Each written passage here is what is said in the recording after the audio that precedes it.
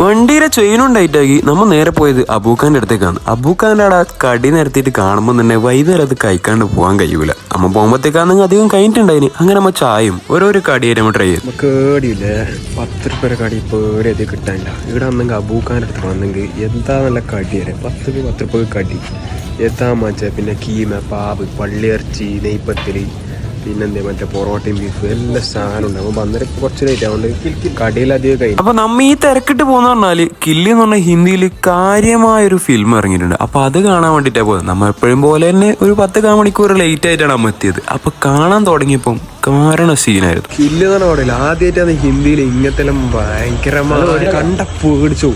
അങ്ങനത്തെ അടി മാത്രല്ല കൊല്ലല്ലേ ചോരക്കളി, കാര്യമായ ചോരക്കളി. ആകെ ഒരു ട്രെയിനിലാണ്, ഫുൾ സ്റ്റോറി ട്രെയിനിലാണ്. 2 റോബേഴ്സ് വരുന്നത്.